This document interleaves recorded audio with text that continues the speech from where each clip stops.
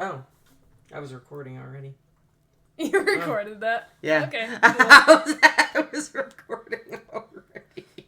I don't even know why that was, but okay. Whatever. We can just jump into it. Yeah, I guess.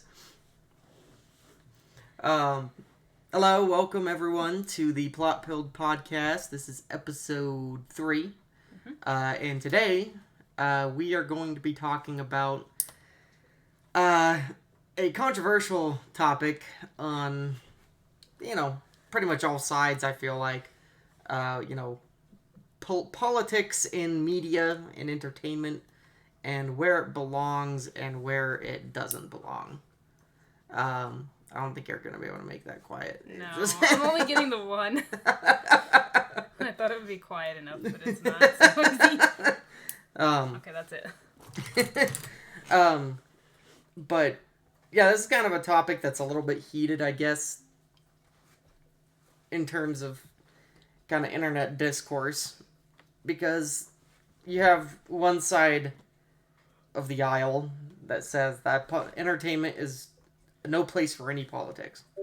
Politics doesn't belong in it, and, it is entertainment for entertainment. It's not supposed to be political, because politics, it depresses all of us, I feel like. That's kind of a mutual thing, I feel, with everybody. Doesn't matter what side of the aisle you're on. Like, it's just a depressing time all around. And so, it's never fun not talking about politics. And so they're like, well, we need media to be an escape from all of that. We need media to get away from all the real world politics. I don't want it in any of my shows. I don't want it in any of my books. I don't want it anywhere. But then you have the other side of the aisle that says, well, all art and all media is inherently political. There's always going to be a political message no matter where you look. It's always going to be political. And I guess let's just jump in to what our thoughts on that are. Yeah, thoughts on that are. And sort of go from there, but I don't know. I'll leave it. I'll let you start. Well, okay, first of all, I hate the freaking everything is political viewpoint. I think that's such bullshit, and it's such a good way to suck the joy and fun out of absolutely everything. If I'm constantly looking at things and trying to figure out, okay, how does this relate to my real world political, environment or whatever, it just sucks the soul out of everything. And I think those people are inherently miserable. And I think they want everyone to be miserable with them. They're either miserable or they live and breathe politics and their whole identity is political and they don't understand something that's not political. Yeah. Now, that being said, I do think that as creators, our politics are going to color what we write. I mean, it just is. But it's not because everyone's trying to put politics into art. It's just because that's my viewpoint, that's my background, that's where I'm coming from. Yeah. It's gonna be there. But the audience, putting myself back in the audience shoes, we don't have to let that really mean anything to us. It doesn't, reading, we were talking about Wheel of Time just earlier in the car on the way home. Yeah, we had our little mini meeting. Yeah, our little pre-show chat. Yeah. And, could you put real-world politics into Wheel of Time? Absolutely. Yeah. Do you need to? Or, should you even? I mean, I guess that's up to the individual, but yeah. But I mean, it doesn't need to, it's not inherently there. Yeah. But, we saw how that worked out with the Amazon show, where they decided to... Now, they did put their politics into it, and it was 100%. Right up in your face. Yeah, 100%. And that's why it failed. And that's why nobody who actually likes the books like the show. There are a few crossovers, but I think they're crazy batshit weirdo people. Like, you're insane if you liked the show and the books. I don't know, I don't get you. But, no. Yeah, like... I mean, if you did whatever, good for you. Well, Glad you enjoyed it. It's really funny that, it. Brandon Sanderson was out completely defending the first season, and then something happened in the second season where he's like, well, I think they just should follow the books more. And it's like, well, you perpetuated this. You made it where they didn't... Like, I remember watching the first episode of the show, and instantly I was taken out of it. Like, instantly. Almost, Well, because the second that the dragon can be a man or a woman... I'm sorry, that doesn't make any sense. Well, it's just it's not the lore. Well, it's not the lore of the story, and it's bullshit. Yeah, but in the terms of the story, it doesn't make any sense because the dragon is supposed to have the male side of the fucking power. Right. That doesn't make any sense. No. That doesn't work. No, he completes, like, the whole reason that they hunt down the Dragon Reborn is because it's always a man, and they have to, like, take away his magic, or he goes crazy and kills everybody. Literally. But that's why they hunt him down. Literally the only reason, this is the only thing I can think of as to why they wrote it like that, is because, we want people who haven't read the books theorizing about who the Dragon Reborn is. Even though I read the books in, like, the first book, when I first read it, I instantly could figure out, It's freaking it's Rand. Like, it's spoiler it's alert, obviously... But the books have been out for more than 20 years. Come on. It's like, it's obviously Rand, first of all, so no one's gonna be speculating. Secondly, if you're trying to put Egwene and Nynaeve into that speculation, what's the point? The speculation between the three guys is already enough. Yes, you don't need... you don't need that. You don't need that because Nynaeve and Egwene have their own specific stories that they go on. Exactly. No, I was going to say, you totally trash Nynaeve and Egwene's stories. Yeah. They're with Moiraine because Moraine's like, you two have the one power, you need to come with me. Yeah. And they're like, and Egwene's all for it, and Nynaeve is like, no thank you. Yeah. But then she's going to take the kids anyway. The kids are going with her regardless, so then Nynaeve has to go. Yeah. Actually, I don't remember if she does take Nynaeve for that reason. Nynaeve invites herself. Nynaeve invites herself because she's like, I'm taking you back to the Two Rivers. Or just, I'm responsible for these kids. They're my, they're my village's children, or whatever kids. Not children, they're 18. But, whatever. Young adults. Young people. Yeah, younglings. So I'm going with, but either way, you still trash her story because now she has to go because Moraine's like, oh, you have the one power, you have to come with me. And you could be the dragon. And you could be the dragon. And Egwene is like, oh, you could be the dragon. And it's like... No, all you did was trash their stories, and the frickin' Moiraine shit. We're gonna get into Wheel of Time tangent here. The Moiraine shit, oh my god, I hated it so much. I hated that she was the POV character. I hated it. One of the worst mistakes I have ever seen a show do when adapting anything. I think that's like... It was. Like... Because she's supposed to be inaccessible and mysterious. Yes! You're not supposed to know... You're not supposed to know much about her. No. You're supposed to get little sprinkles of like, okay, she comes from this family. Oh, she comes from this land.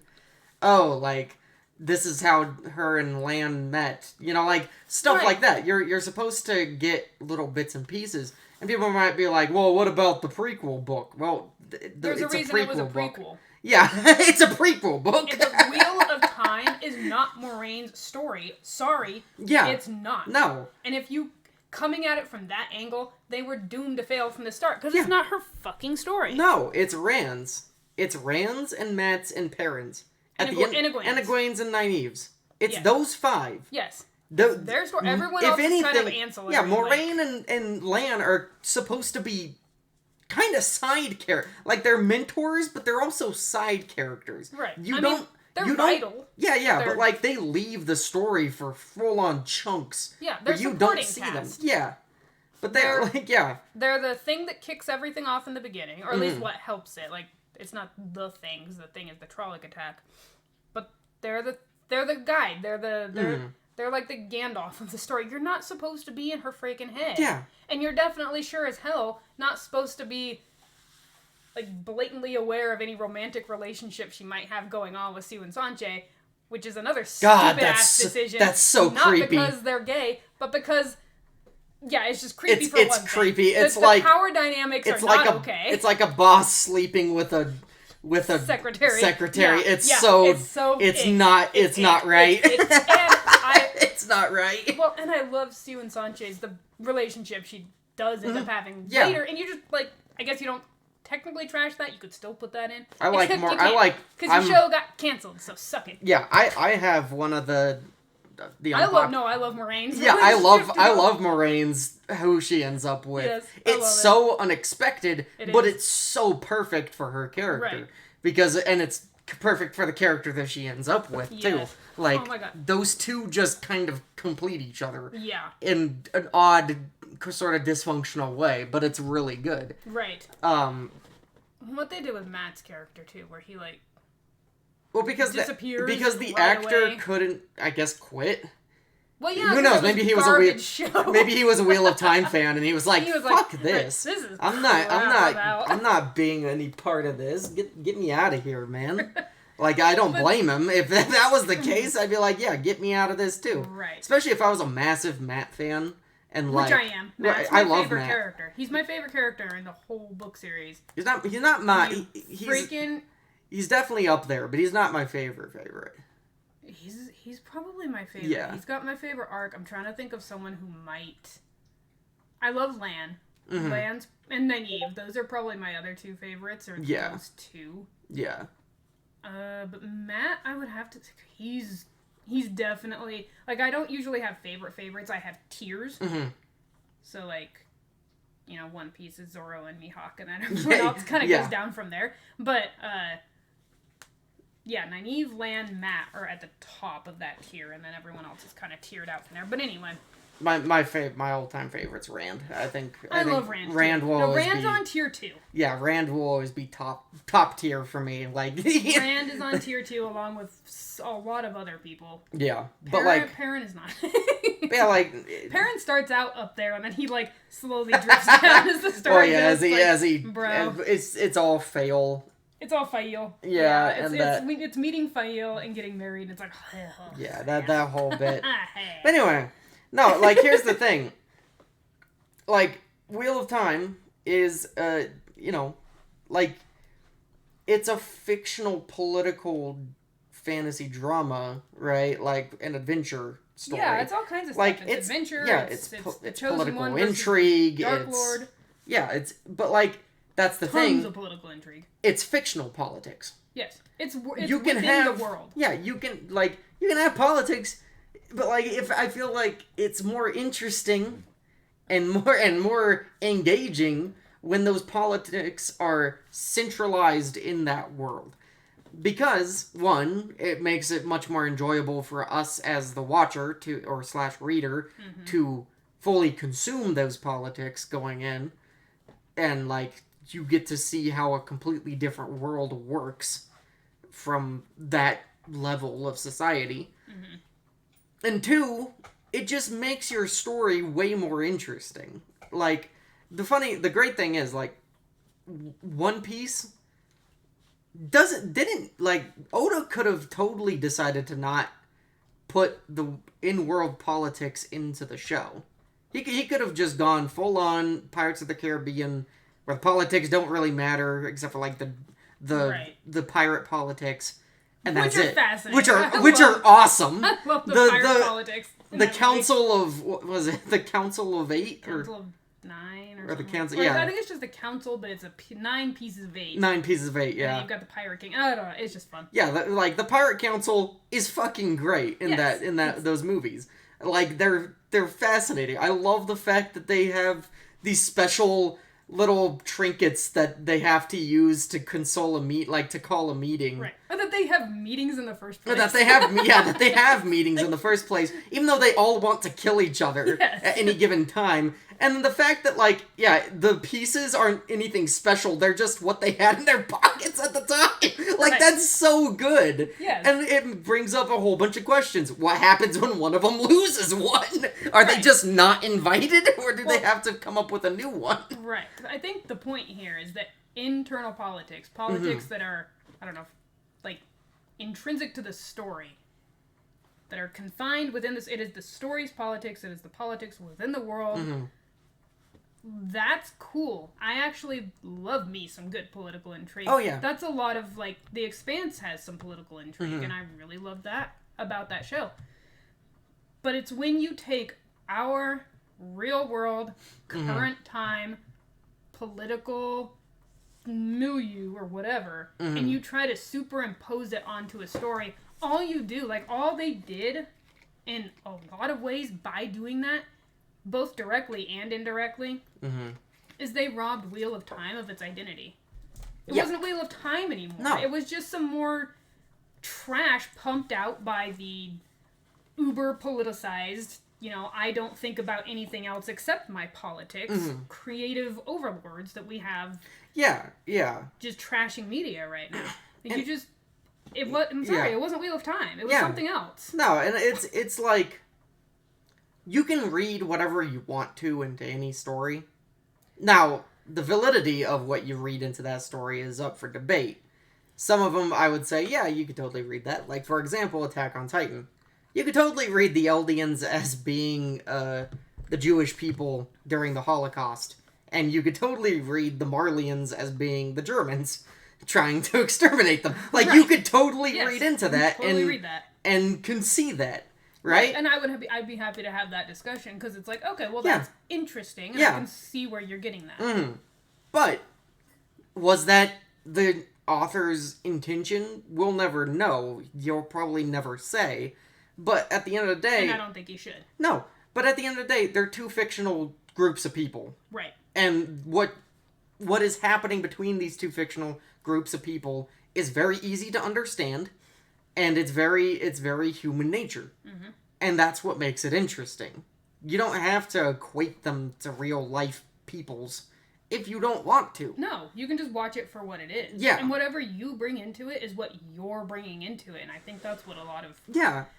That's what a part of the audience, not everybody, but a noisy minority chunk of the audience. I'm using chunk intentionally there, because... Yeah. That's what they're gonna do. And then that's... also the mistake that a lot of creators today are making, is that they're bringing their real world personal politics and they're just superimposing that shit onto a fictional world, and they're expecting the rest of us to enjoy it. And it's like, no. Especially when it's already a franchise that existed. Don't bring your shit into my Wheel of Time. Yeah. I don't care if it's right or left shit. I don't want it in Wheel of Time. And it is a story I grew up on. It's a story I loved. I don't want your shit garbage politics anywhere near it. That's not your place either. It's not your story. You're adapting it. Freaking Robert Jordan poured his entire life. The man died not finishing that series. Yeah, and it's the same thing with One Piece. Like, people trying to inject real life politics into One Piece drive me up the fucking wall. I don't understand that either. Because, here's the thing. How? I don't know where you idiots got this in your fucking head that One Piece is communist, but you're actually fucking brain dead. If you actually think that One Piece is a direct allegory for communism, like, you've got a problem. I'm sorry, you're stupid. Like, what's the freaking one Cuban communist guy? He's on all, like, the different posters and stuff. Guevara or something Che Guevara. Something like that. Oda has a picture of Che Guevara on his desk. You know who else has a picture of Che Guevara? My freaking brother-in-law. He has a picture of him on his guitar. Does that mean he's a communist? No! Well, like, that's like... I'm sorry, you go ask people who Che Guevara actually is. 9 out of 10 people could not tell you. No, yeah. Most people look at him as a freedom fighter. Like, that's what most people see him as. Right, because that was the propaganda. Yeah. The dude, like, and that's... But he's literally everywhere. You look in a like a store with t-shirts, you're gonna find a Che Guevara, like, t-shirt somewhere with his face on it. It's just something that's kind of there and accepted, and nobody really knows the reason behind it. Like, right, but that's fine. It's proliferated out into the general culture. And, yeah. But not, like I said, 9 out of 10 people could not tell you who the hell he is, what he did, even where he came from. No, yeah. I'm not sure Yeah. if he's Cuban or what. I is think he? it's Cuban. I think Cuban he's or Cuban. Colombian I'm pretty sure he's Cuban. or Venezuelan. Um, He's one of those three. I'm pretty sure. See, I don't know where Yeah, no, exactly like- where he comes from. yeah, I don't but, remember like- if he's Cuban or I want to say he's Venezuelan, but I'm not. yeah, I'm not. I'm It not doesn't sure. matter. Who But it doesn't cares? matter. What matters is he's a pop culture icon. Yes, exactly. At the end of the day, he's a pop culture icon. And when a certain face becomes a pop culture icon, the meanings shift and change throughout the years. Like, they just do. And just get totally lost too. Yeah. Like I said, most people don't know who the hell that is. No. They have no idea. No. Like, no. Nobody really knows, like, who that guy is. Not really. Like, there's plenty of people who just see him as, like, oh, yeah, cool revolutionary. Like, that's it. Right. That's all you see him as. Well, I'm like, And I'm not saying, like, Oda's ignorant or stupid or anything like that. Like, that maybe he doesn't... he does know exactly maybe, who yeah. he is, but like, that doesn't mean that he wrote One Piece as some sort as a of communist manifesto. manifesto. No, That's not what that means. Like, that... I don't know where people got this in their heads that's what One Piece is about intrinsically. Especially when I can throw it right back in your face and say, well, actually, the world government is actually very communist in how they run things, how their structures look, how their architecture is, and how their military operates. But nobody's ready to have that discussion. You know, nobody's ready to have that discussion. Or with that me. Luffy is the most individualistic Yeah. character that I think I've ever seen in any Oh, media yeah. ever. Yeah. Which is, in case y'all couldn't figure it out from semantics, the polar opposite of communism is individualism, which is exactly what Luffy is. Yeah.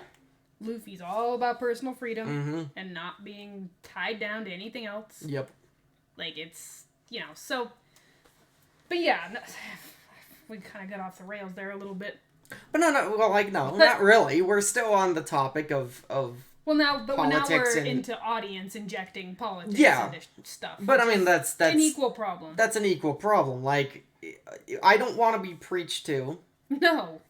from either side. I don't want to be preached to from the audience, and I don't want to be preached to by the author. It's just at the end of the day, that's where it is. Mm-hmm. Now, granted, the author can say whatever he wants to say, he or she wants to say about his story, and we talked about this in episode 0, the death of the author, right? Mm-hmm. Like, the author can say whatever he wants about it, but if I don't interpret it that way, fine. Like, Right, it doesn't matter to It me doesn't matter to personally. me It's like, whatever. personally. Whatever. I don't really care. Now, like, if he was like, no, this is canonically this way, right? That changes things a little bit. A tiny bit. Okay, to a point, though, because I don't think you can pull a J.K. Rowling and be like, oh yeah, or not Gandalf, freaking Dumbledore was gay the whole time, and you're like, what the hell are you talking about? Gandalf was gay. Gandalf was, Gay, well, I mean, gay, Ian McKellen, Gaydolf. but no, that Dumbledore was gay the whole time. Yeah, like yeah. some other kind of retconny stuff, or like Yeah. Hermione was always supposed to be black. Black, It's like, bitch, where? Where was that ever? Especially since in the first book, it literally describes her as with having fair skin. Yeah, Or pale skin or something like that. Something like that. Yeah, I don't know. But anyway, but like, you can't, like, Or like, yeah, I do not support death of the author, but authors, I don't know, authority, I guess, only goes so far. It's like, it's malleable. Well, did you actually write that into the story? Yeah. If you didn't, then it's not, Not there. there. And it doesn't matter what Yeah. you intended or what you thought. If you didn't write it, if Yeah, you didn't yeah. put it in there, it's not there. No, it's not there. Sorry. Yeah. Oh, No, well, like... Right. But at the same time, the author's also entitled to be like, well, this is what I was going Yeah, for, but, yeah. It's like, well, that didn't come across, but okay, that's interesting. But it also has no bearing on the way that I read the story Yeah. or watch the show or whatever, because it wasn't actually in there. Yeah, like... So, whatever. One of the things that, like, is insane to me about people saying, well, all media, all art is political, right? Mm-hmm. Is I'll go and, like, watch shows like Frieren or Clevites or fucking, I don't know, like Full Metal Alchemist. I'm like, where Where are you seeing this? Right. Like, the only thing I can think of in Full Metal Alchemist, but, like, for Frieren and Clevites, I see nothing there that, like, even equates to real-life politics. But, like, with Full Metal Alchemist, okay, the Ishvalan people, sure, if you're at a stretch, maybe. But I feel like, yeah, at that point, you're stretching. You're really stretching to go, like, yeah, the alchemists are the Germans, and Right. the Ishvalans are the Middle Easterns. Like, no, like, okay, yeah, their aesthetics are kind of like that, but also not really. Like it's like, But like I said, it's just it strips out all of the identity. nuance. It strips out all the nuance. It takes away the fact that the author probably worked very, very hard to create something that was unique to that particular world. Yeah. Like when you just start imposing politics, real world, current modern day politics onto everything, you basically you turn it from being art into being propaganda. Yep. And those two are mutually exclusive things. You cannot have art that is propaganda, and you can't have propaganda that's art. Yeah. Those are... Propaganda can look nice aesthetically, but it's not art. It can't be art. Yeah, no, it can't. Because art comes from a completely different place. Propaganda comes from a place of wanting to control how people think, wanting to... Change someone's mind. Right, wanting to get everyone to assimilate, wanting to get everyone to conform to your particular way of thinking. That is what propaganda is about. Yeah. And in my view, art is the complete opposite. It is opening up everything. It's, it's let's have these discussions without everyone flying off the freaking rails. Let's look at something new, or even let's just be entertained and escape from the real world for a little while. But it comes from, like, this is going to sound super corny, but I think art comes from a place of, like, of love and joy, and propaganda comes from a place of absolute hatred. You cannot tolerate anyone who thinks differently from you, and so therefore you hate that person, and you either have to change the way they think, or you have to crush them. Okay. And so you can't have both. Yeah. And if you try to impose your real world politics onto a piece of fiction,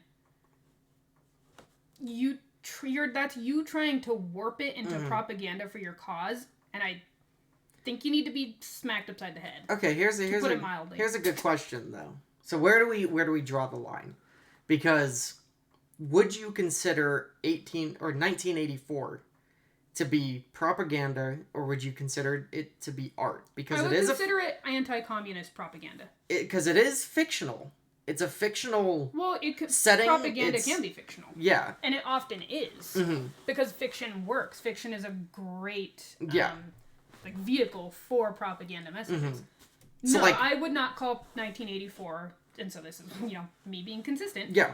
It's not art. It's anti-communist propaganda. Time Traveler. I've never read that one. You've never read that one? No. Okay. I have read...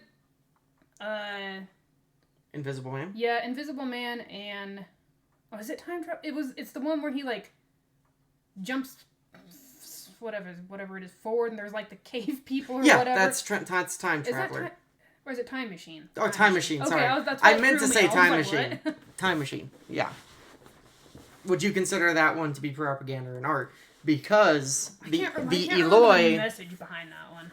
The Eloi are basically, like, living in a utopia. They're like... They all share with each other. They don't have a currency. They all, like, live together in harmony or whatever. And then the Morlocks, I think that's what their names are dirty, nasty apes that live underground, and they steal from the Eloi, and they capture them and they eat them and stuff like that. And, like, the whole thing, at least a lot of people say this, is that it's kind of like reminiscent of, like, they try to say, like, that the Morlocks are, like, anarchists, right? Like transactional anarchists because they have currency and stuff. While the Eloi are, like, the utopian communists. Like, would you say that that's art because it is a completely fictional setting? It's not outright said that that's what they are. right? Well, I But think a lot, like, it's almost basically the general consensus of everyone who's ever read that story that is what Orwell. Yeah, Orwell was intending with it. Yeah. Is it Orwell? Or is it, oh shoot, the other dude. I don't think it is Orwell, actually. No, I don't think it's Orwell. Orwell was 1984 and Animal Farm, both of which are anti-communist propaganda. Time Machine. Time Machine is H.G. Wells, correct? Wells. I always get those two mixed up, even though they're complete opposites politically. Like, I always get those two. Wells is definitely more... But their stories are kind of similar in terms of writing. Like, well, they're very similar, yeah, in terms of writing and in terms of feel and tone. Yeah, They have very, very similar tones. Yes. But George Orwell, yeah, I don't know. I would say Time Machine maybe toes the line a little bit, just because it does require some interpretation. You kind of have to read into it to get there. Yeah. On the other hand, though, it's like there's not much room for a discussion either. Like, it's very much... the communists are the good ones, and the little thieving capitalists down in the dirt are the evil things. And it's like, so I would put that more in propaganda than art. I think most of anything H.G. Wells, George Orwell, it's propaganda. Propaganda, yeah. And when I say, like, not all propaganda is well, no, it is. I think it's terrible. Looks you don't like Animal Farm? It's coming from a... No, I'm not saying, like, in terms of... But, like, in terms of the intent behind it, it's just, like...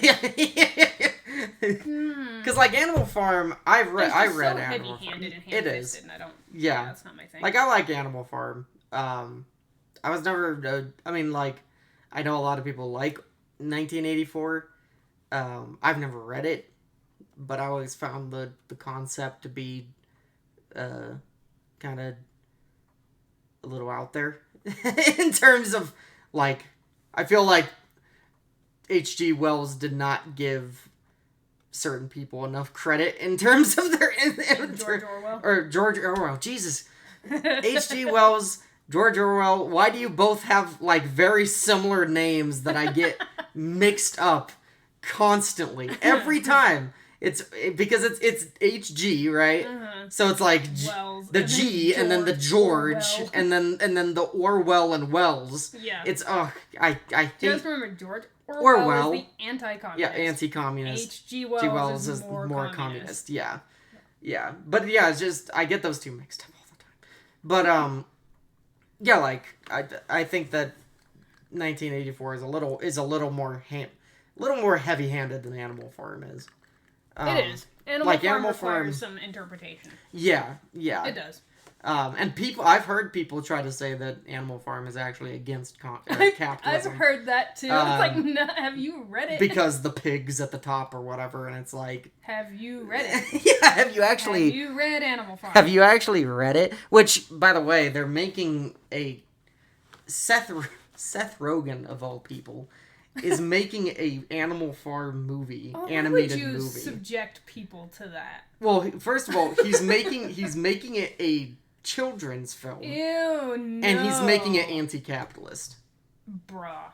So, like, I'm sure George Orwell Seth Rogen needs to go take a flying leap. I'm sure George Orwell is doing full-on alligator rolls in his fucking grave. He probably is. So, I hope he poltergeists Seth Rogen. Yeah, I hope so too. I hope so too. Come on, George, don't let us down. I always liked Animal Farm as a story, and I even like Animal Farm as a story on its own, even without the politics in it. Oh, it's interesting. I find the whole concept very interesting. Well, propaganda can be interesting. Yeah. And if you go into it and you realize what it is, I don't think it's necessarily bad to read propaganda, but you just have to realize what it is and what it's trying to do. And where the author is coming from. Yes, where the author's coming from. And, like, you know, in that case, you can kind of pull back and be like, okay, well, maybe he's a little biased here and a little doomsday here.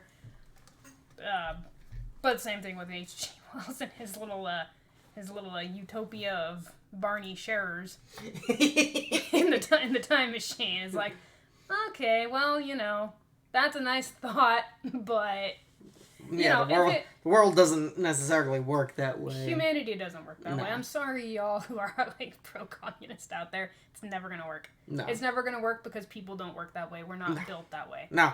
Our minds just can't, because like you can't expect any communist leader to be completely fair and just, because they have once they realize that they have control over everything, like these people have clearly never heard of, I think it's the Manhattan, or not the Manhattan, but the prison experiment that they did. Yeah, that freaky one in the college. Yeah, the college. Princeton, I think. Yeah, the Princeton. Like that is a grand example of. And I always cite this. That's a grand example of why communism wouldn't work. Yeah, it's why it can't work, because there's no checks on the leaders. Yeah, there's no checks on the leaders at all. You hand all of your control over in good faith. And yeah, no. Anyone who seeks power is never going to actually deserve it, and so they're going to abuse it the second they get it. And like, even the thing about that is like, this is a tangent, but even the thing about that is like the people who just are assigned power. Mm-hmm. It quickly goes to your head once you realize you have no limitations on what you can do. On you. Yeah, that's why. If you have no limitations, you like that's immediately what happens. And I like that about bringing it back to One Piece is like that's kind of what you see with that government in One Piece. The people at the top, like the 5 Elder Stars, they got the Celestials. In the Celestials, they have no checks. There's no checks. Yeah. The Celestial Dragons have absolutely no check to them. And, like, I'm sorry, this is not communist. Like, I don't know what you're talking about. No. Like, they have slaves. Like, I can't even wrap my head around how anyone could look at that world and story and say that it's pro-communism. It's just, you are blind and ignorant. Like, you cannot, and clearly deaf, because you have no idea. Or you've never watched the show. Or, yeah, you've never watched the show, or you just don't pay attention. Right. At all. Or, like we said, people think that communism is just about sharing. You don't actually understand what communism is. No. And... Almost no one who supports it can tell you what communism actually is. No one. Almost no one. So, like... Yeah, it's just a really bad way. And then, there's also stuff on the opposite side of the spectrum, granted not as much, because, unfortunately, the right doesn't make art. Well, they do, but it stays in their little bubbles. Little area, yeah. They can't... It doesn't percolate out into the rest of culture. Yeah, exactly. For the most part. Yeah. And so, like, it's just, like, they kind of just... stick to themselves, and like their art, and the problem with, I feel, the people on the right. The people on the right too. If you're creating quote unquote art for the sole purpose of bringing people over to your way of thinking, it's not art. It's propaganda. Not propaganda. Yeah, it's not art. As much as like the Sound of Freedom, right? I like that movie, and it has a really good moral and really good message to it.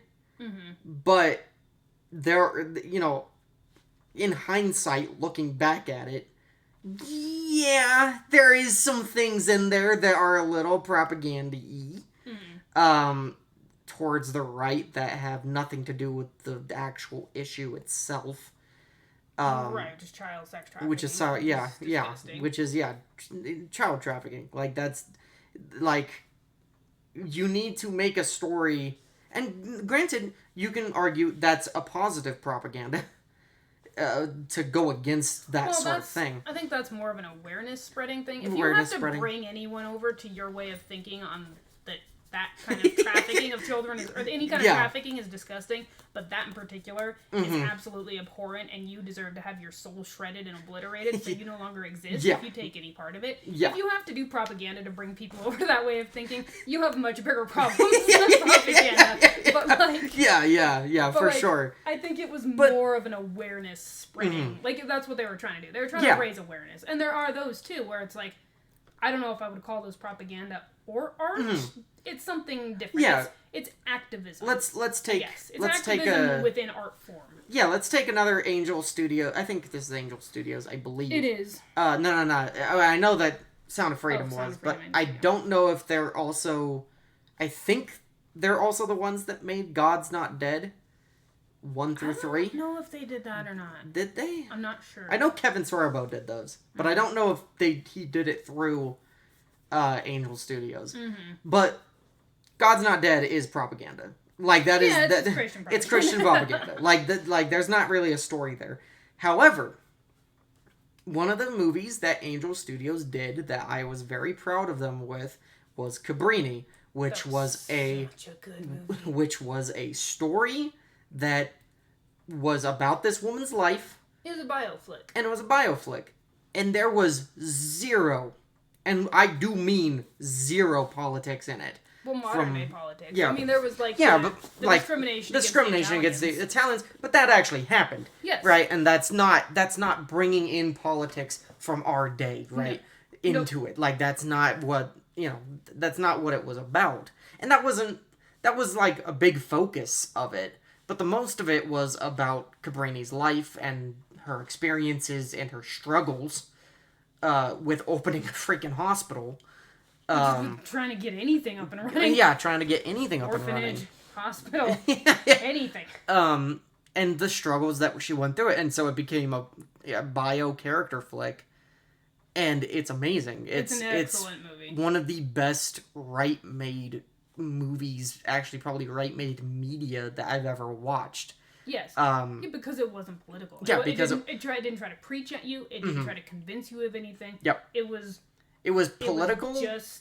It wasn't political, and it was actually artistic. Like it was beautiful. It was a gorgeous movie. Yeah, it was actually like fully artistic. Yes. And another one that comes to mind is Horizon. Horizon has no politics in it at all. It's just about people trying to survive on the Wild West. Right. I mean, there's some commentary in there between the natives and, like, the white settlers. Yeah. But it's handled so well because it just shows you that there are, like, assholes on both sides. And good people on both sides. Like, it's nuanced and it's... Mm-hmm. So it's not trying to hammer you over the head with someone's point of view. It's literally giving you the history as it was and letting you decide for yourself. That is the difference between art and propaganda. Yeah. So, like, going to the other side, too, Christian-made stuff with Christian themes can be art, as long as all it's doing is presenting an idea to you, presenting a way of thinking or a way of life to you, without trying to take your brain out and, like, tear it apart and rearrange it and shove it back up through your nose. That's... it can be art. It doesn't. It depends on the intent behind it, and how. I don't know. Just you can feel it. I mean, if you're aware, you can feel the hatred behind propaganda as opposed to giving commentary on something. Giving commentary, or even just inviting people to think about something in a different way without being like, you have to think about it this way. Yeah, because, like, one of the shows that comes to mind when I think of, like, giving commentary on a specific issue in, like, modern day, funnily enough, is Death Note. Because it's all about the justice system. Like, why... It's about someone who thinks that the justice system does things wrong because he believes that if you kill all the criminals in the world, you're gonna, like, and everyone is afraid to do any crime, or otherwise they just randomly have a heart attack in their cell one day. Yeah. Like, death is coming for them if they decide to do something. Like, it's all about one person having that mindset, and how far will he go to get to that, like, level. And then he starts getting free. Once he realizes no one's checking him, he realizes, oh god, I can become a god. Mm-hmm. I can rule over people. Right. And it's so good, because it's a very, Death Note is so underrated when it comes to talking about how well it does its characterization of its characters, especially Light as a main character, because this kid has everything. He has a loving mom and dad. He has a loving sister. He has top grades. Every single girl in school likes him. But yet he's just so unsatisfied and bored with life because he's a little shit. And he just so happens to find something that because he feels like his life is meaningless. He feels like his life is he's just going through the motions of life, and he's so skilled at everything that he doesn't find any challenge or excitement or life in anything. And so he gets what he thinks is his purpose in this freaking notebook, and he's like, I'm gonna do something about it, and I'm gonna rule over everybody because I'm the one who knows best. It is such a good character. Like Yagami, you can write full essays on that character. Another one that comes to mind is Eren Yeager. Again, someone who in the real world could exist, like, given the political strains pretty much anywhere when it comes to genocide and all of that. And, like, if given the power, someone who is just a kid in an oppressed society, if given, like, the power to completely destroy the oppressors, it's a commentary on why that's not necessarily a good thing. Right. But, like, the oppression is still wrong, but it's more of like the ends don't justify the means sort of story, and it's done beautifully. So, like, I am all for stories having a commentary. Yeah, commentary's on things. fine. Yeah, that is fine. That's you as an artist expressing something through your art. Yes. That is literally what art is for. Yes. That is completely different. But yeah, from you gotta. There's a fine line between that. There's a very fine line. And propaganda. Yes. And you have to. I feel like artists, no matter what you are, filmmaker, writer, author, left, right. even painter, even comic book. Yeah. Like drawer. Real painters, not the dumbasses that smudge red paint on canvas and call it deep reflections or whatever the hell. Like real artists. Or like video game developers, like they all of them have to walk this line that says, like, you can make a commentary about something. Right. It's fine. But when you go too far with it, it does become propaganda. So you have to, like, I feel like the way, what would you say is the way to solve that? What is the way that you can make something a commentary, but not propaganda? I mean, I think the litmus test for me is always, are you telling people what to think, or are you just giving them something to think about? And you're right that it is an incredibly fine line, especially today, because everything has been so politicized to death, that it's hard, and it requires a pretty high level of self-awareness, too. You have to know where your biases are, you have to know where you're coming from, and you have to leave things a little bit open for people to look at it and make up their own minds. That's what it is. You have to have faith in other people and trust other people to come to their own conclusions and to do so in a real and authentic way. And you also have to accept that if the person comes to a conclusion that does not align with yours, that doesn't make them a monster or this evil subhuman thing that needs to be snuffed out. That's not, you can't come at it like that. And if you are, then you're creating propaganda. Like, if you're trying to get people to think the way you think without compromise, because you believe that if people don't think the way that you think, that they are monsters and they need to be eradicated from the human race, you are creating propaganda, and you're not an artist, you're a propagandist, and those are two completely different things. But so I think the litmus test is always, are you telling people what to think, or are you presenting them with, a scenario, a setup, presenting them with a story, and letting them come to their own conclusions. It's the difference between you either trust people and you have faith in, like, the common general goodness, or you don't, and that's but again, it requires a really high level of self-awareness. You have to be super self-aware of, and I think it also requires too an understanding of people who don't agree with you. You have to know where they're coming from. You have to understand why they think the way they think and how they got to those conclusions. And you have to have some level of respect for it. Yeah. Like, and if you don't, then you're never going to be an artist. No. Ever. You don't have it in you. Yeah. It might sound really harsh, but I think it's true. In my opinion, I don't think you'll ever be an artist. No. Like, I think, kind of going back to One Piece for a second, right? You can see that as a commentary of the dangers and consequences of a world government that has control over the entire world, that like has an iron grip upon multiple kingdoms, that has a nobility that is goes unpunished and unchecked no matter what they do, and that has a government that doesn't really care about casualties as long as they get what they want. Yes. Right? As a whole. You can see all of that in One Piece.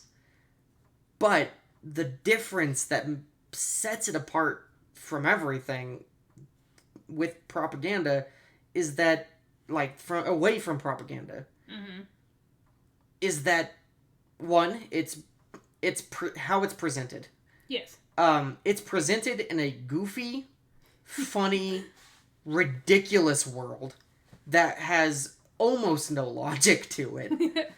And, like, that's completely wild and insane, and you never know what's around the corner. And so it's never the focus. It's never 100%, this is a complete political drama. Like, no. It's still an adventure story. The politics just heighten the adventure. Yeah. So Oda does the great thing of making it about the story and the characters first, and making the politics of the world and any commentary that goes along with them secondary. Even tertiary? Tertiary? Tertiary, yeah. Tertiary. Even tertiary. Because that's not supposed to be the focus. Like, at the end of the day, the world government is just supposed to be antagonists for our characters. Yeah, they're just opposite. The great thing about One Piece is that there are a lot of good people in the world government. A lot of people trying to do good, to try and reform it. Yep. Fujitora, Kobe. There's so many great people, and like Smoker is one of my favorite characters. Even like little bit characters like T-Bone, who genuinely care about their men and like, yeah, I know, like care about their men and love them and like cherish them. It shows that nothing is black and white.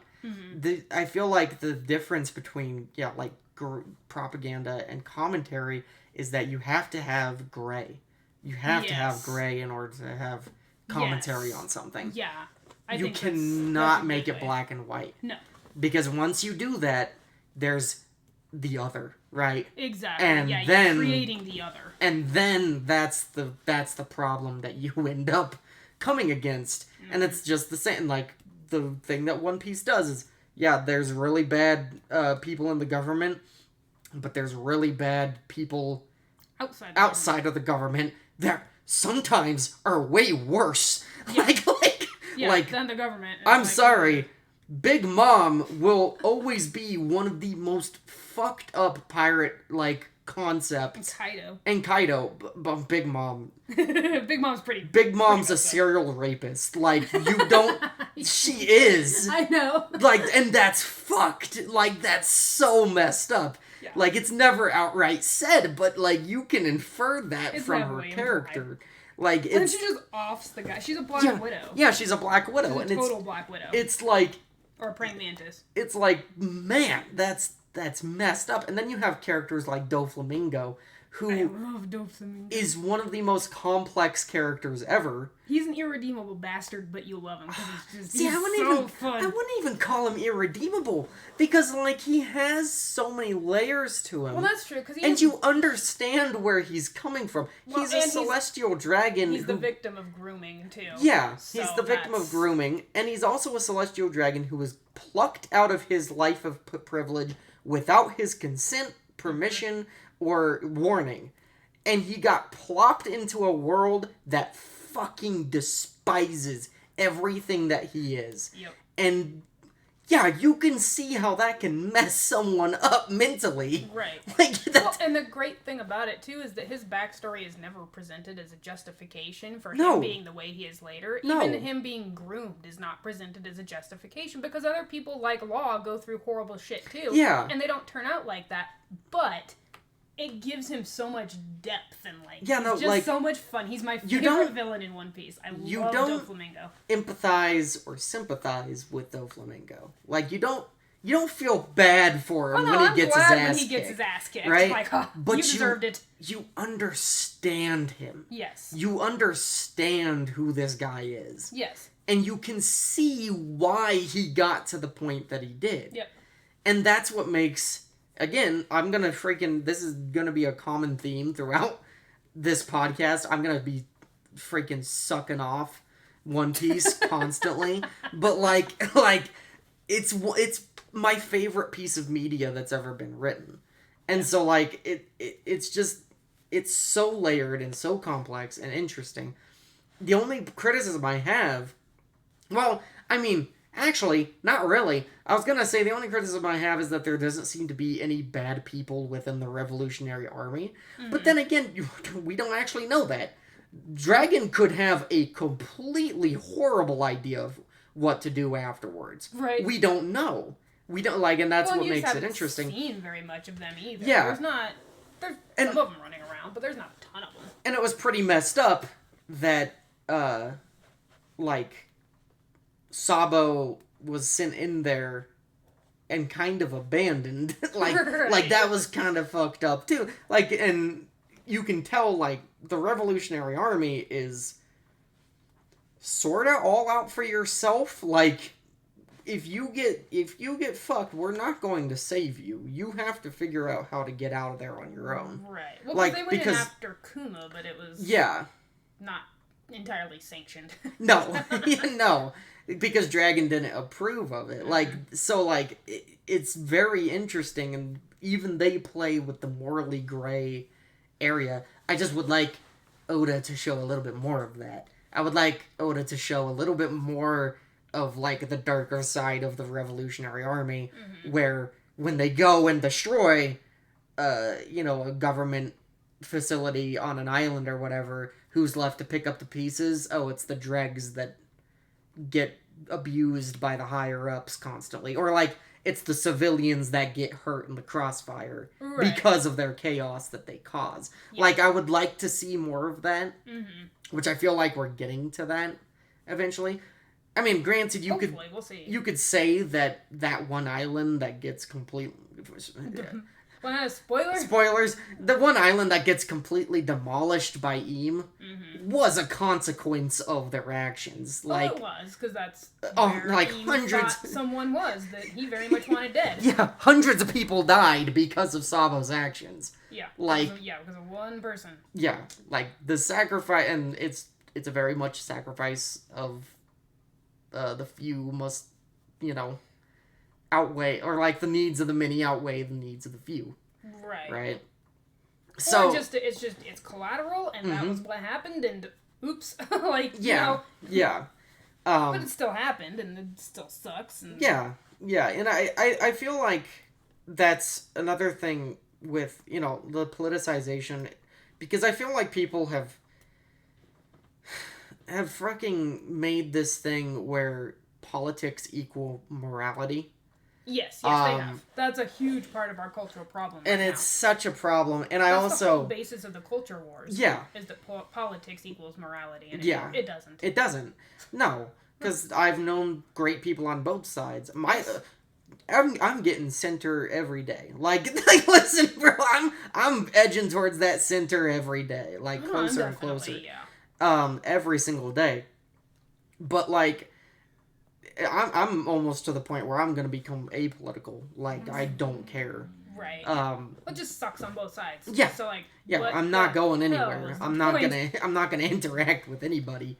I'll interact with them, but like, I'm not gonna subscribe to one side or the other anymore. And so like, but here's the thing, like, I hate when people talk about morality in a fictional setting and equate it to modern day sensibilities. Yes. That is one of my biggest pet peeves. And this is technically political because again, people think that politics equal morality. And so it's a problem on both sides, man. Oh, yeah, it is so and it's such a toxic way to look at the world. It is. And look at media in general. Like entertainment, you should never subscribe your own, like, inflict your own morality, you as the viewer, onto the characters and morally hate. Like it's just like it's where this whole movement, I feel like happened. It probably started in my generation, where it's like, no, you are not allowed to like the villains. They're not allowed to be charming. They're not allowed to be charismatic. They have to be disgusting monsters, because otherwise you might relate to them. But I saw this quote the other day, where it was like, the point of letting villains be humans is that it's not to make you feel sorry for them. It's to make you understand that everyone has that breaking point. Everyone could turn into that at some point, and you really need to freaking check yourself. But I think that just kind of ties into what you're saying about morality and imposing that on fiction, because what it does is it twists art into propaganda, but it also completely removes your empathy as a human being. Yeah. If you can't relate to someone who you don't agree with, like, again, I can be empathetic with Doflamingo. Yeah. Totally get where the dude's coming from. I totally understand it. Do I agree with anything he does because of that? No. But that's... taking back his island that's rightfully his. Maybe some of the things he does to the government, I'm like... Yeah, I don't really mind what he does to the government. Well, and his whole thing... and, like, I love Doflamingo, though, because you were talking about how you can look at One Piece as a commentary on a one-world government. You can also just look at it as a commentary and a frustration with being stuck in a system. Any system. Oh, yeah. Any system that tries to force you into any sort of path any sort of particular way of living. It doesn't matter what the government structure or the politics is over that system. Any kind of system that tries to force you into anything. And make you into a drone. And right. You can argue that it's just that. It's just this frustration with being shoved into a system and feeling like you're stuck and you're trapped and you don't want to be in that freaking system. And so it makes it, though, so that Doflamingo he's the closest thing, I think, that One Piece has to Luffy's mirror image. Yeah. Because they both hate the system, but Luffy's solution to it is to basically ignore the fact that it exists and do what he wants and just keep pushing and pushing and pushing and breaking where he needs to. Yeah. Whereas Doflamingo is just like, I'm going to burn this mofo down. I'm going to destroy everything. That is his whole, that's his end goal, is to just burn it all down. Yeah. And so they kind of want the same thing. They want out of the system. They want, the system to, like, basically not be there anymore. But for very different reasons, and they go about it in very different ways. And so it's, that's how you know, though, that One Piece is art. Yeah. It's not telling you what to think. It's giving you a world, and you can go in and you can make your own opinions and and interpret what you want. Like what I said about Big Mom, is she a completely horrid person? Yeah, she is. But I love her as a character. I freaking love Big Mom. Big Mom as a villain Oh no, she's a great villain. She's also one of my favorites. Fantastic. Doflamingo's my favorite, but I do like. Like she's right up there with Doflamingo as being one of my favorite One Piece villains ever. Mm-hmm. Because, like, I will admit, I feel sorry for her. I truly feel sorry for her, her because is awful. her biggest fear in the whole world is the same fear that I have, and that's ending up completely alone. It's the same fear that almost everybody has. It's one of the most relatable fears on the planet. Being completely, utterly alone with nobody around you, and feeling like it's your fault. Yes. That is one of the worst fears ever. Yeah. Because that happened to her once upon a time, and now she's doing everything in her power to make sure that never happens again. Mm-hmm. And it's so good. Like, I actually empathize with Big Mom a lot. Well, you can argue, too, that she was kind of groomed. Yeah. Because she gets picked up by, by the chef. Yeah, that crazy bastard. The chef. Like Schnitzel or something like that. Something like that, I can't remember. But yeah, like, you can feel sympathy and empathy for her, for sure. Mm-hmm. And, like, just like you can with Doflamingo. Do I agree with what she does? Absolutely not. No. Right. Like, that's, like, the only One Piece villain, really, so far, that I have, well, actually, there's two, like, in terms of, like, the big ones, right? The only ones that I don't feel any sympathy for are Kaido, because the dude's just a dick. Yes, I don't feel bad for him in the slightest. Like, oh, boo-hoo, my old captain beat me up. Well, join the club. Like, Right, like everybody had that, dude. Just because Zebek beat your ass when you were 12 or whatever, it doesn't mean, like, you get to destroy the world. Like, right. like, dude, like, I don't know if you noticed, but, like, Kuro, like, cut down, like, 50% of his men back on Syrup Island. I don't think, like, with the pussyfoot maneuver. Like, I don't think you understand how lucky you got it with Zebek, especially what we know about him. Yes. But, like, it's him, and then I feel absolutely no pity or sympathy or anything for Moria. I don't feel anything at all for Moria. I even feel a little something for Lucci, because the kid is a clear sociopath that needs help, that needs mental help. Mental treatment. But instead he's used as a weapon, and that's fucked up. Yes. But like Moria, he's just a dick. Moria, like, I don't care. Moria cracks me up though, because he's just a lazy man child. Yeah. No, but I still, even though I feel absolutely no sympathy for Moria, I still really like the guy, because he's entertaining, and that's the point. Yes. Like, people need to stop putting morality on things, because it's entertainment. All right, you should be entertained by the villain. Yes. At the end of the day, and if you're not entertained by the villain, that's bad writing. Yeah. Because like you are not doing you're doing a disservice to that character if you're not making them entertaining. Like, even the Forsaken and the Wheel of Time, they're leagues entertaining. Oh, they're super entertaining. They're so entertaining. I freaking love those guys. Like, they're horrible people, but they're super entertaining. Yes. And like Saruman, he's very entertaining. Like, he's a very entertaining villain. Like, or like Wormtongue. Like, there's tons of other ones. Yeah. But yeah, like, if you're making a boring villain, I'm not gonna like them, and if you make them despicable, yeah, I'm gonna morally hate them. But but that's bad writing. Mm-hmm. At the end of the day, if you make a villain that I just absolutely hate and I just want to see die, and I'm like, oh my god, get rid of this guy, I feel like that's bad writing. Yeah.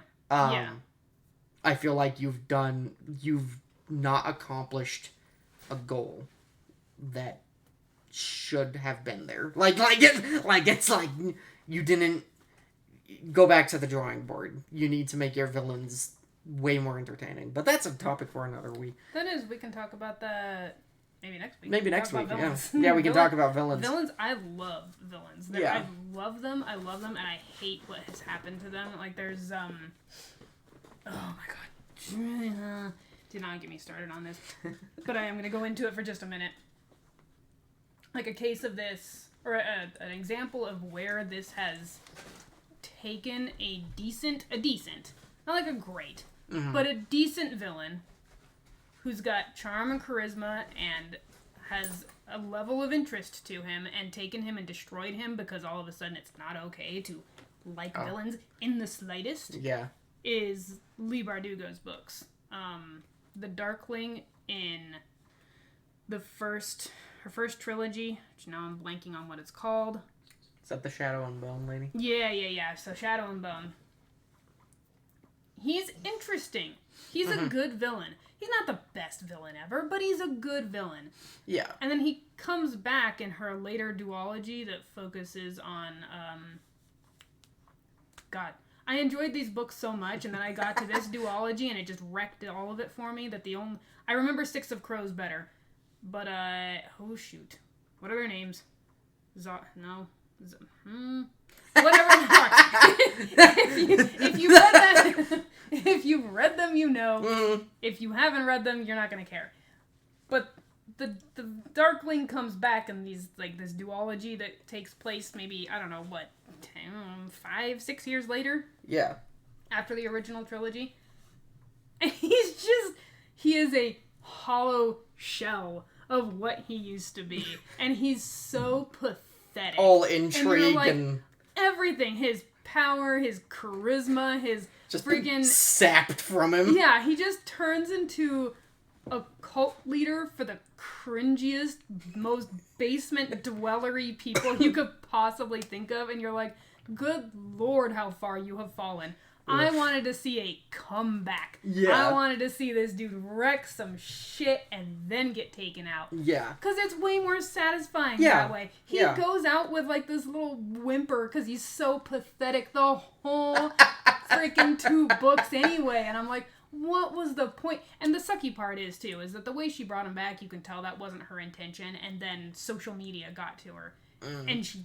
Because she did it with the main Zoya, that's her name, the main female character too, where all of a sudden Zoya had this like background that was never ever not once mentioned in any of the other fucking books. All of a sudden she has to be this allegory for Native Americans or whatever the hell she was supposed to be. Oh, it was freaking stupid. No, you could tell. You could tell when Leigh Bardugo turned from a writer to a freaking propagandist. Because that last book was absolute shit. Yeah. And it negated so many things that had already come before. Or at least it inserted shit that wasn't there. Yeah. For 4 books, it wasn't there. And then all of a sudden, here it is, and here's the Darkling being like this weak, pathetic, friggin', you just wanna, he's like the, oh god, if anyone here watches Hannibal, you'll get this reference. He's like the broken baby bird that's so freaking pathetic that you don't want to help it, you just want to crush it because it's annoying. He's that. Yeah. And that's a great show, by the way, Hannibal with Mads Mikkelsen, and, why am I blanking on names tonight? Hugh something or other, I think. He plays Will. Yeah. But anyway, fantastic show. You've never finished that. No. You need to finish that. I do. Dude, you need to finish that. I do. I love that show. I never even I think I watched the first 2 episodes, and I got so lost as to what even was happening. Like, I didn't understand what was going on. You need to understand that it starts in media res. It starts, like, Will doesn't know Hannibal at the beginning, but, the main detective or police captain or whatever he is, it's been so... my brain is fried this week, y'all. Lawrence Fishburne's character. Yeah. He already does know Hannibal, and Hannibal has already acted as a psychiatric consultant. Yeah, for the police before. He's just never worked with Will. Yeah. But like it's just so freaking good. I love that show so much. Yeah. And it's all about a serial killer, which is like, again, if you try to place morality, and this is the thing, if you try to judge people's morality by the things that they enjoy in entertainment, barring the obvious shit like real life, not drawn, real life Please. child prawn. Yeah. Or whatever the hell you have to say that so that YouTube doesn't, not that we're monetized CP. right now anyway. Yeah. CP, there we go. Real life, like that shit. Mm-hmm. Or like torture pee or, whatever. Yeah. But if you try to judge someone's, like if you try to tell me that I'm a serial killer apologist because I love the show Hannibal, that's another problem with our culture wars. And, like, in my opinion, those people just need to be ignored. Yeah. You just need to, like, writers and audience members alike, you need to ignore those batshit, pearl clutchy, crazy Yep. lunatics. It's the same people that, like, I'm not going to watch. Insane. I'm not going to watch Breaking Bad because it's all about drugs. It's all about drugs. Druggies. It's like, well, you're missing out on a massive... One of the greatest shows. Yeah, one of the best shows ever written, in my opinion. Yes. Especially when it comes to, like, who has, by the way, super entertaining villains. Gus is one of the most... Just, God, I freaking love that character. I love Gus. And I love Lalo and Better Call Saul. Yeah, Lalo's great. And then I love, I think it's Ted? No, not Ted. The guy who, spoilers, chains Jesse up in his apartment. I forget what his name is. Oh, I don't remember either. Todd. Yeah. Yeah, I really like White Todd, too. supremacist dude. Yeah. He's super interesting, like, but he's so weird. Yeah, he is very weird. He's such a, like, he has clear mental issues, but, like, I like him, and I like the actor who plays him. He's really good. Mm-hmm. Yeah, he's been in other things, too. But yeah, like, it's just, you can't subject morality to those types of things. It's just... Well, you just can't judge people based on what they enjoy either. Like, it's not... It doesn't say anything about a person if that it's they not like Breaking hurting Bad anyone... Or Hannibal. If it's literally not hurting anyone... A real-life person. Yeah, like hurting anyone. Well, I'm just making that distinction. Yeah, a real-life person. I know like, a thing on the internet. Yeah, I know, yeah. I've had multiple freaking... How dare you like anime? It's CP. It's pedophilia. Shut the fuck up, dude. They're drawings. Please... Oh my god. Consider a mountaintop, please. But, like, I don't want to hear it. But, like, you can't listen to those people because, yeah, as long as it's not hurting real people, real life people. Yeah. Like the Mulan movie, the live action Mulan movie, which actually did hurt real life people. But, like, yeah. In the making of it. Right. But, like, yeah, like, so if you enjoy that movie, yeah, I'm going to judge you a little bit, because knowing the background on that movie, yeah. If you know it. If you know the background. Yeah. If you don't know the background. If you willingly know the background of the live-action Mulan movie, and you still say you like it... Well, I don't know. That's like buying anything from China, though, at this point. Yeah, true! Which is really hard to avoid. True. True. I try not to, but sometimes you know... It's almost necessary evil, unfortunately. But, it's not necessary, though. It's unavoidable at this point. We need to evil. fix it. Yeah. Our country needs to fix that crap. I want to stop buying slave-made shit from China. Yes. Please. But yeah, no, you just gotta let it go. And, be a creative, not a propagandist. Let the people who are screeching about morality go, not the slave trade in China. Yeah, don't let that go. No. No, but, like, yeah, let the people screeching, and again, this is coming from both sides, let them go. Yep. They are not worth your time, your effort, and the people that actually enjoy your stories are the people that you want to focus on. Yes. You don't want to, like, don't make the mistake that you just heard Jordan say about that author of... Lee Bardugo? Of, whatever, Bones and... Shadow Ashes. and Bone. Shadow and Bone. You were right the first time. Shadow and Bone. Like, don't be like her. Like, no, don't get sucked into this. Don't get sucked up. Shit. Yeah, just because they'll just drag you down until you can't create anything anymore. Yeah, no, you can't because nothing's okay except for their let the audience. You can't let the audience control you. Like, at the end of the day, you can't let them. Not that portion you. of the audience. No. There's a huge portion of your audience telling you, "Hey, this wasn't cool. Like, we didn't like this." Yeah, you might want to listen to that. Yeah. But But otherwise, but like... that's the creator's prerogative, too. You don't have to you don't have to listen to that. You can be like, no, fuck you. This is part of the story. Right, this is and mine. It's leading to something. If you give me a minute, step back, and let me write, then you'll see what it's leading to. Like, I hate those types of people, too. That try to act like they can write your story better than you. Oh my god, Shut the fuck up. Shut the fuck... People talk about Oda and be like... Well, if I did this arc, I do that. No, shut the fuck up. You don't... First of all, he's been doing this shit for 25 years. I'm guarantee you... More than 25 years. I guarantee you he knows how to write it better than you. I guarantee you. So please, shut the fuck up, sit down, and read the goddamn manga or watch the goddamn show, and do not... Or don't, but either way, shut up. But shut up. You clearly don't know what you're talking about. We'll go back to our episode 2 on critics and criticism. Mm-hmm. It is way easier to edit something that's already been made than it is to create something from scratch. Exactly. Yeah. But no. Anyway. Yeah, sorry. This has been a rant-filled episode. It has been. We've gone off on a lot. I mean, I knew this was going to be happening because just the subject of this episode. But yes. It is a very fiery topic. And it's something that Jordan and I have been frustrated with for years, decades, at least for probably the last 15 years. I would say. Mm-hmm. I think this shit started in 2015. Actually, I'd say it started earlier. I think it peaked in 2015, and it's finally, I think, starting to go away. Finally, after a fucking decade of my life, it's starting to go away. But good lord, was that a battle? Yeah, no, just God. That's one last little commentary thing. Commentary about Rage in 28 series. Great commentary. Yeah. Non-political completely, but it's a great commentary about how Rage can kind of controls you and, can control you and make you do really heinous shit. Yeah. And it's really good. Right. So that's a good example as well of commentary, but I think final thoughts is just that politics is messy. Mm-hmm.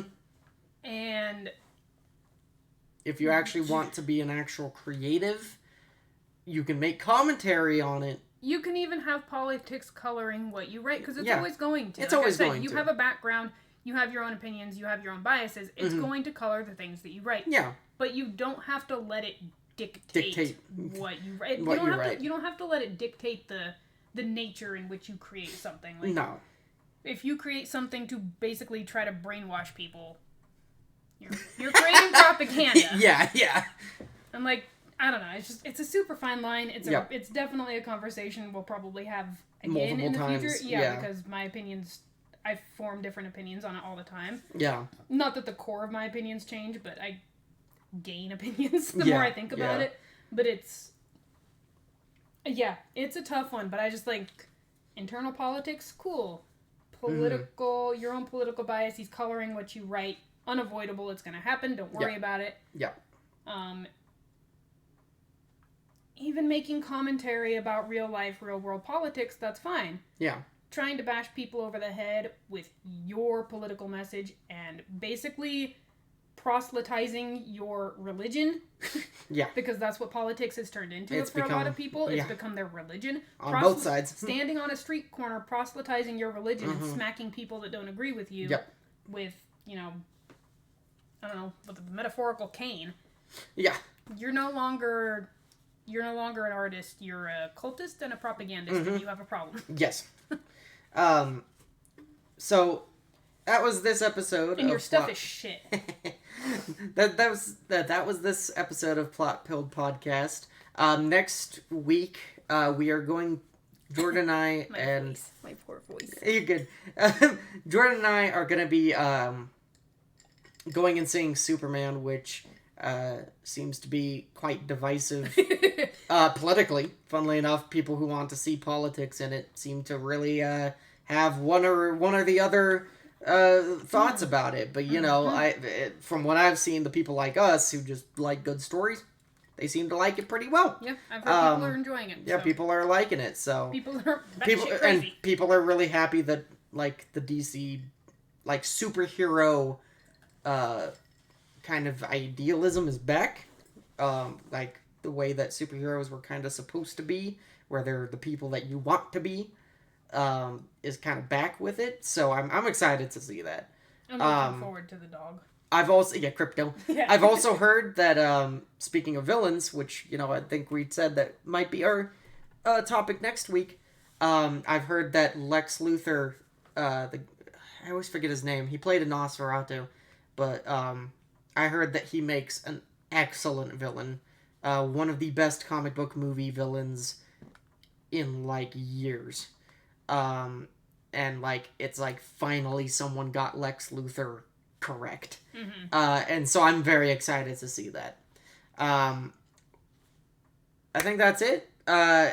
We do have our Yakuza series coming out. I'm going to edit it this weekend and start putting it out next week. So you're going to see that coming out alongside our podcast episodes now. Probably you already saw one yesterday. So it'll probably go along as it goes along. And then I'm also going to be streaming. I'm going to be trying to stream every Saturday night. I'm going to try to do it a little earlier than I've been doing it. I want to kind of start at 7:30 or so and then kind of go out into the night as people join me.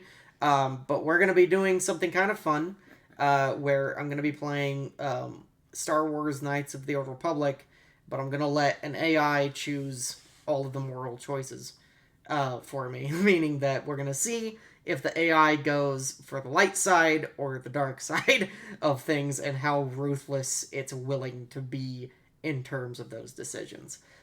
So we're going to be kind of just testing that out and seeing how that works. It's kind of inspired by one of my favorite streamers, but I'm trying to do something unique and different with it. Give him a shout out. James, also known as Uberhacks or Nova, or just Nova on YouTube. I've been watching him since I was 12 years old. He's freaking hilarious. He's always been funny. Dude has never lost his sense of humor, and his sense of humor has never changed throughout the years. And so, he's just one of my favorite YouTubers ever. Seriously, if you've never watched him, go check him out and go check out his streams. But he's pretty much one of the biggest inspirations of me doing YouTube in general. So I have him to thank for that. So but yeah, I hope to see you there. It's gonna be GlitterX Live at Twitch TV or Glitter _ at YouTube. So come check us out, come hang out, and feel free to send me some chats and talk to me as I'm trying to deal with an AI while playing Knights of the Old Republic. It should be fun. So all right, I think that's pretty much it. So we'll see you guys all next time. Goodbye.